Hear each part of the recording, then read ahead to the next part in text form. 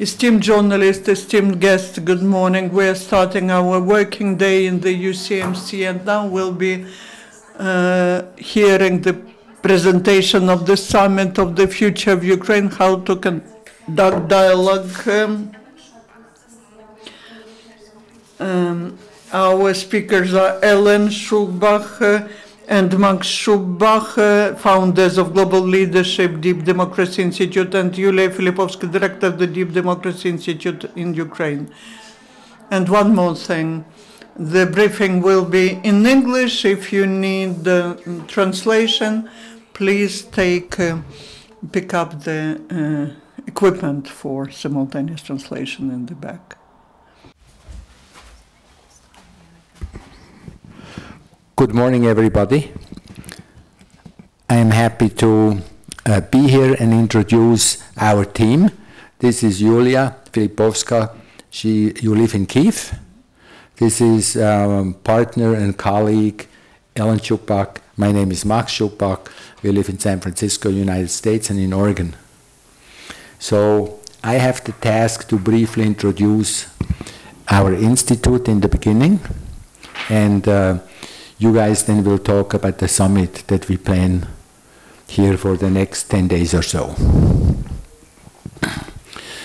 We all belong to the Deep Democracy Institute. We have,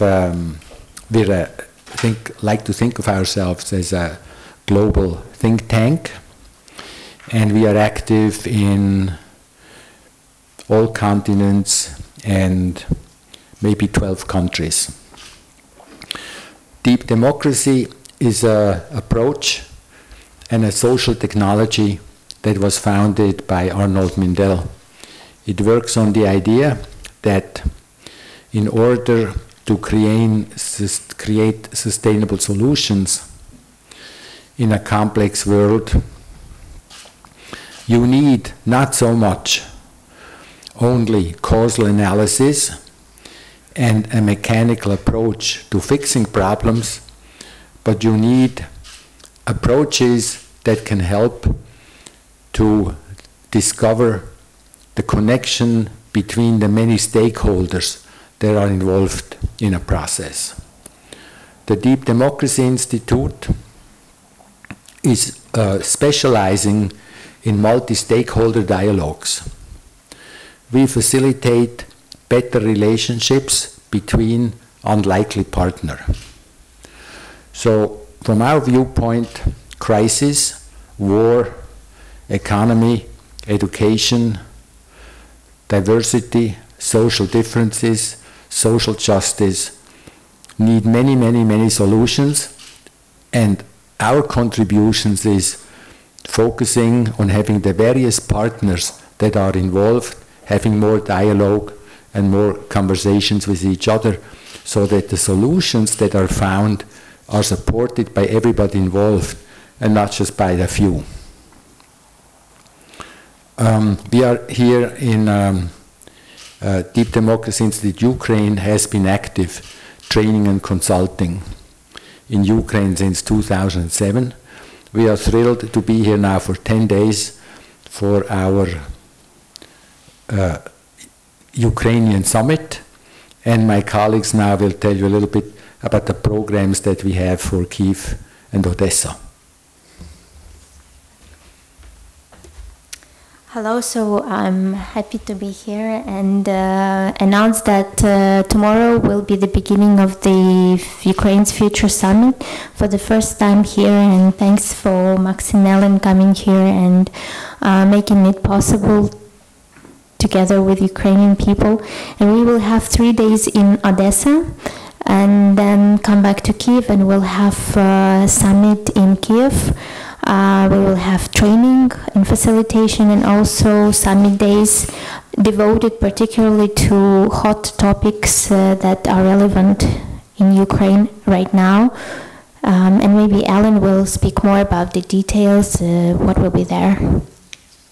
Thank you. Thank you, Yuliya. And thank you.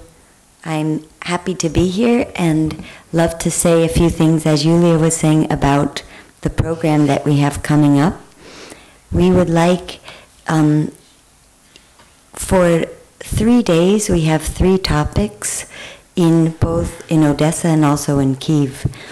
On the first day, we like to focus on, we say, families and separation. As you, of course, know much better than me, over centuries in Ukraine, separation in families has caused many difficulties, and we like to make a space to focus on that interaction between different parts. On the second day, we like to focus on nations, regions, city, country, language, education, and how these things are interrelated. So the sometimes lack of access to education and resources due to regional differences, language, and we like to also make a space for people to interact and focus on this topic. We will have large group processes and also small groups in the afternoon where people can work together on these topics. Then on the third day, we focus on East and West and relationship interaction between. We also will have an open forum in Odessa and also in Kyiv, where we would like to make an open space to work on various issues that come up in regional diversity.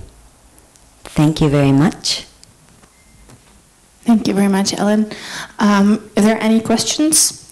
If not, I would like to ask a question myself. How many people are participating in your forum, and who are these people? Are those the representatives of government on different levels, or are those civic society or businesses?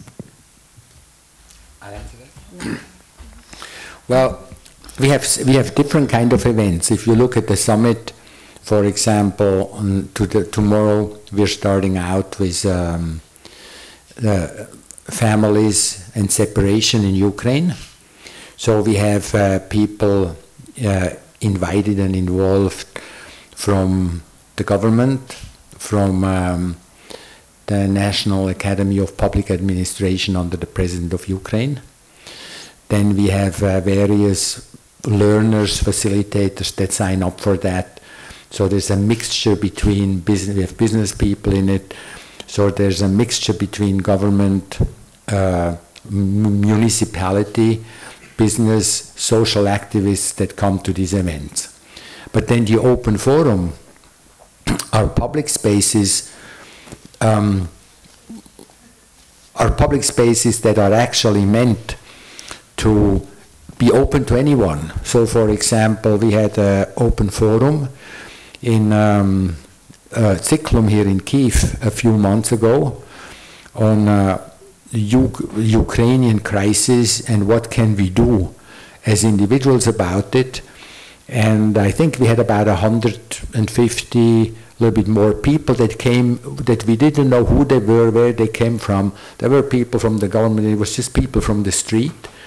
And we facilitate no-rule open forums, meaning everybody can speak, we just facilitate to help the person to complete the various points in the various process. We're the only group that I know that creates open forums, including open forums between opposing parties, where we don't have ground rules, but we just facilitate what's happening. So our group also works in war zones. We work like in war zones in Africa, we work in war zones. We have worked in European war zones, in Ireland, in post-Yugoslavian conflict, and our specialty is trying to facilitate relationship and dialogue between parties that not even necessarily are interested in having a dialogue with each other. So let's say here in Ukraine, you invite Oh, just if you're speaking about parties, you invite, for instance, those who are more pro-Russian and those who are more pro-Ukrainian. And We have. Okay, and what do they talk about? Everything. So Nothing is off the table. Okay, but so just I understand correctly, this forum that's coming up here tomorrow, you will concentrate. No, tomorrow's in Odessa. Sorry. Tomorrow's in Odessa. I'm sorry. So you will concentrate more on humanitarian issues or international politics or military conflict, because you've stated Ukraine crisis, but this is, you know, the crisis currently happens in many, many spheres. That's correct. Is there a certain sphere that you're narrowing it down in? Yes. So we have focus groups that we did in June, where we look at what's like, what is very close to. This doesn't sound good. To the majority of people in the focus group. So, for example, in June, the separation of families have been a big issue. We came today to your crisis center in a taxi, and the taxi driver on the 10-minute cab drive told us about his father being Russian, his mother being Ukrainian, his uncle working in the Russian army, his cousin fighting on the Ukrainian side, and how difficult it was that having these whole families being separated. And you must hear stories like that all the time. And as Ellen said before, Ukraine has a history of nearly 400 years that had to deal with these kind of separations. So we want to create a space where people have an opportunity to go deeper into this, so they can not just accept the fact that it happens, but get a sense of empowerment and what they can do about it, even inside their own families. So, for example, we had a similar forum like that when we were here in July, and as a result, we got like emails from people afterwards that said they were able to make new connections and starting new dialogues with family members that they thought had been separated or isolated from each other completely. Okay, and one more clarification. I can't but ask you, what do you expect to be the outcome of this forum? Is there any, paper outcome, or do you expect it to be just relationships outcome, the more long-term impact? Well, it's a fantastic question in my mind. Well, we have a tendency as a whole, or the media has a tendency to look at the outcome. Let's say, for example, you have like warring factions. You look at outcomes like an agreement, like an Oslo agreement or a Minsk agreement or what have you. And those agreements are obviously crucial. What politicians decide together is obviously crucial. But one of the reasons why these agreements are frequently not held is because it doesn't include the people. You have like politicians who, whatever perspective, are coming forward with good economic or maybe not so good economic political solutions, but it doesn't deal with the hate, the anger, and the fury on both parties, on all parties involved. So we have several goals when we do this. One, we are trying to bring all those voices that are usually not heard to bring forward, so they have a chance to interact with each other and create stronger relationships. So yes, we think that is an outcome, that people now can talk to each other that didn't talk to each other before. And two, out of these many different projects then appear.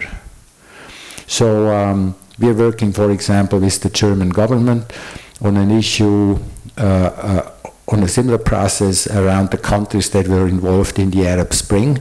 And now we're collecting, like over 2 years, all the stories of the people that met in these forums and created all kinds of projects, initiatives, new resolutions. They brought those insights back into their own government. Okay, thank you very much.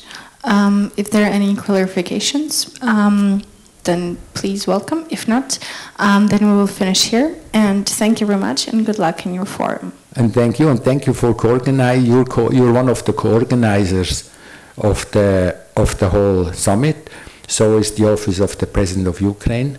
So is many other groups that so is the National Academy of Public Administration. We're very grateful for your help and your support. Thank you for giving us an opportunity to speak today. Thank you very much. Тож дякуємо, на цьому будемо завершувати нашу презентацію. Thank you. The next briefing will take place at 12. We'll be talking about tactical medicine and the National Guard of Ukraine.